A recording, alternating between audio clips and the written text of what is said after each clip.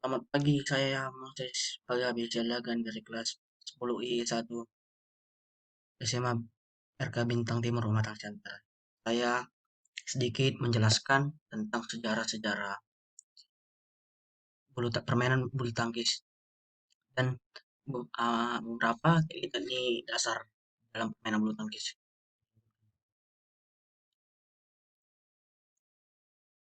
Pengertian bulu tangkis atau yang dalam bahasa Inggris disebut badminton adalah suatu olahraga yang menggunakan alat-alat yang berbentuk bulat dengan memiliki rongga-rongga di bagian pemukulnya dan memiliki gagang. Alat ini dikenal dengan nama raket yang dimainkan oleh dua orang untuk pasangan tunggal atau dua pasangan untuk pasangan ganda yang saling berlawanan. Selanjutnya, saya akan menjelaskan sejarah permainan bulu tangkis di dunia. Gambar ini adalah pertandingan yang diadakan antar dunia atau antar klub atau antar kelompok yang pada pertama kali bulu tangkis tersebut dimainkan.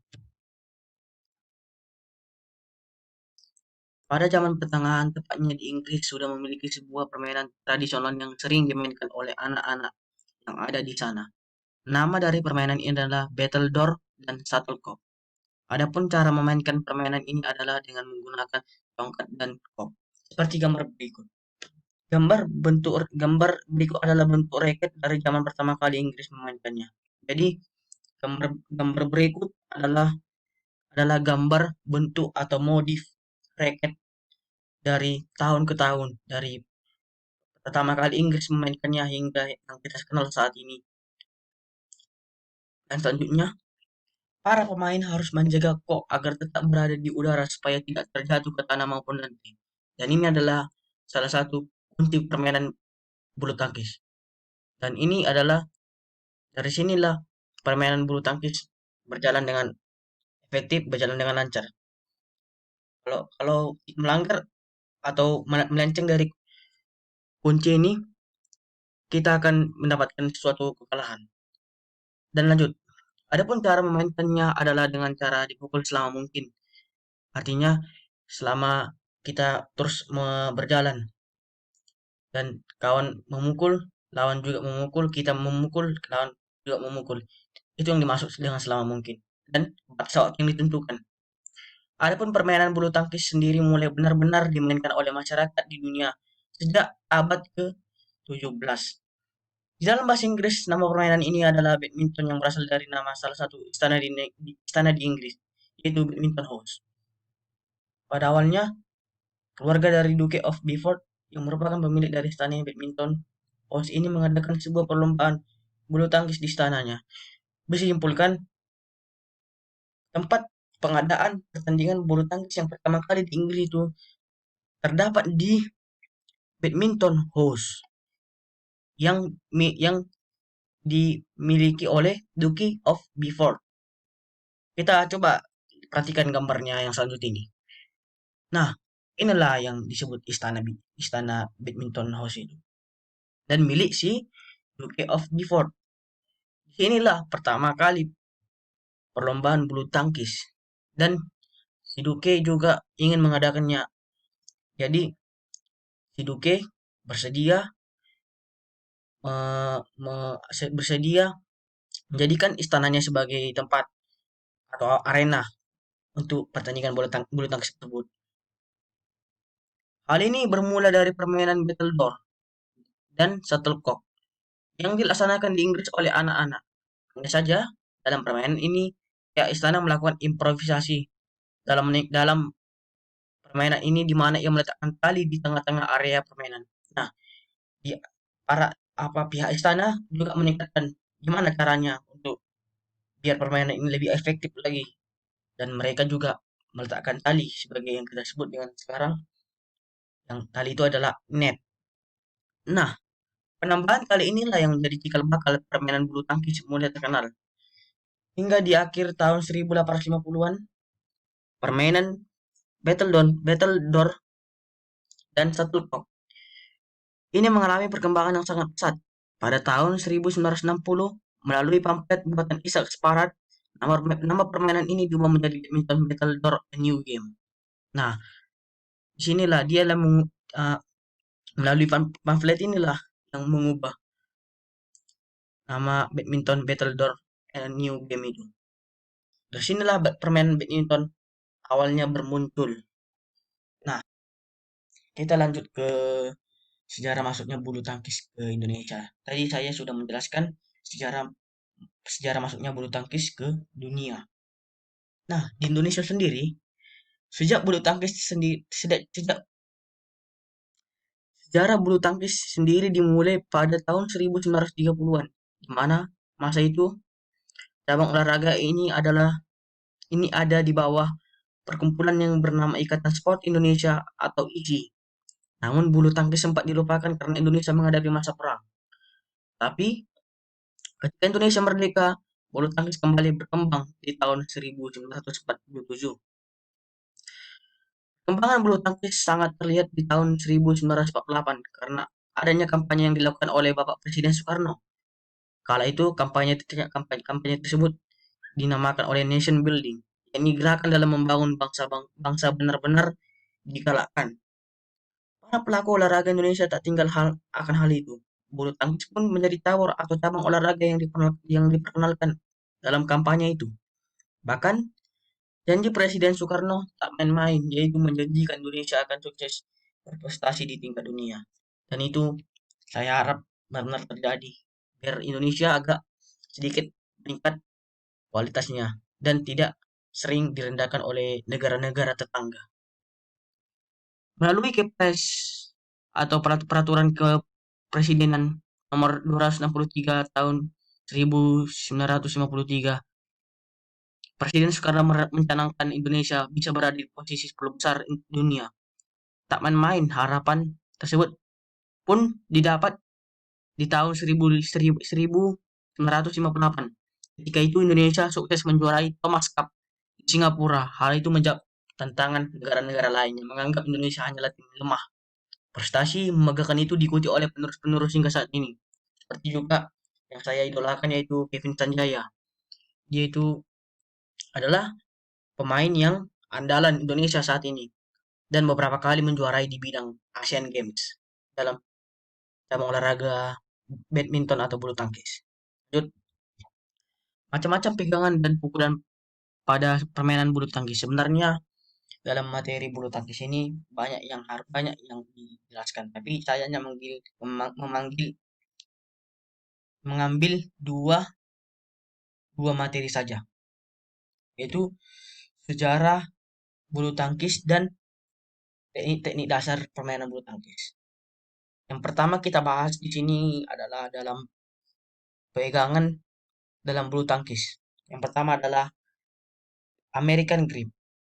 Dalam melakukan teknik pegangan Amerika atau American grip ini, ada beberapa langkah yang perlu diperhatikan, yakni pertama, pastikan tangan Anda memegang bagian ujung raket atau handle raket seperti ketika Anda memegang memegang pukul atau di sini dibilang penepuk kasur itu.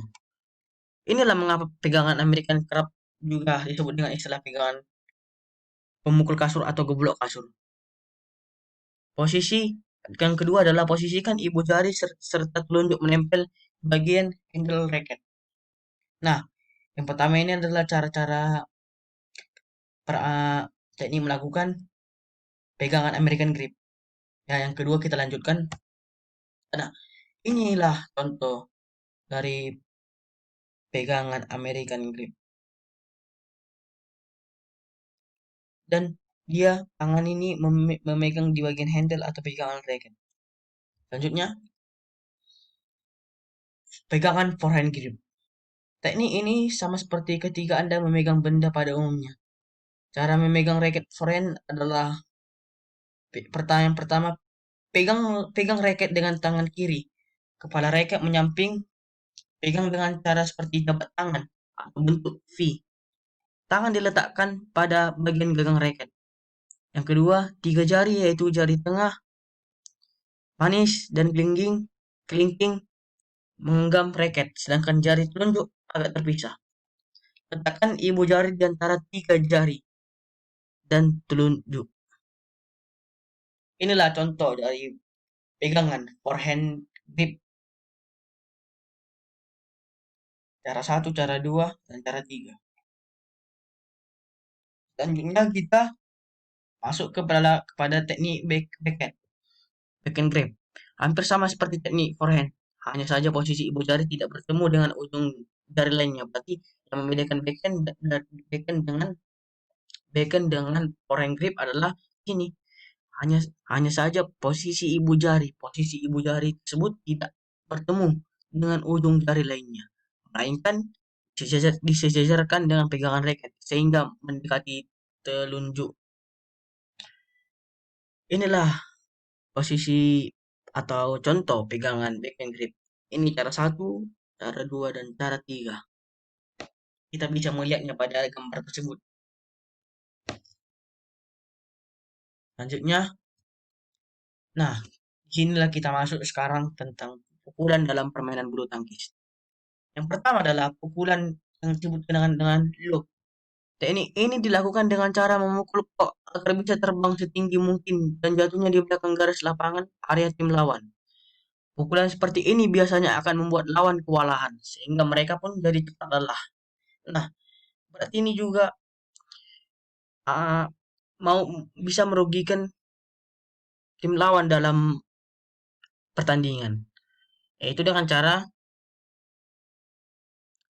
memukul kok agar bisa terbang setinggi mungkin dan jatuhnya di belakang garis lapangan area tim lawan. Di sinilah bisa kita lihat bahwa loop ini juga bisa mengecohkan lawan. Dan inilah gambarnya. Gambarnya pukulan loop. Gambar pertama teknik seperti ini, kedua gini, dan ketiga langsung gini. Selanjutnya pukulan drop shot. Pukulan drop shot bertujuan untuk mematikan pergerakan lawan. Pukulannya dilakukan secara lurus dan menggunakan tenaga kecil atau pelan. Tujuannya agar kok bisa jatuh di sekitar net. Teknik teknik ini sering digunakan untuk mengecohkan lawan. Ini juga bagian dari pengecoh lawan. Drop shot ini. Pemain biasanya akan melompat dan berpura-pura hendak smash sehingga tim lawan pun bersiap-siap di area belakang, akan tetapi pukulan yang dilakukan ternyata adalah drop shot dan kok justru jatuh di dekatnya.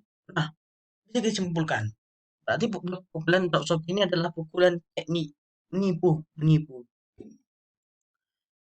Inilah teknik menipu sehingga lawan bisa bisa pindah ke belakang dan ternyata bolanya juga bukan ke belakang lemparannya.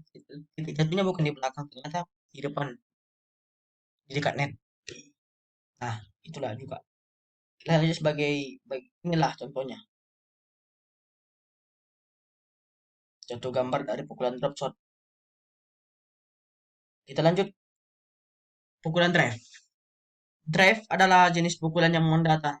Arah pukulannya bisa lurus atau menyilang atau menyasar sisi samping tim lawan. Teknik ini biasanya dilakukan untuk menyerang maupun mengembalikan serangan dengan cepat.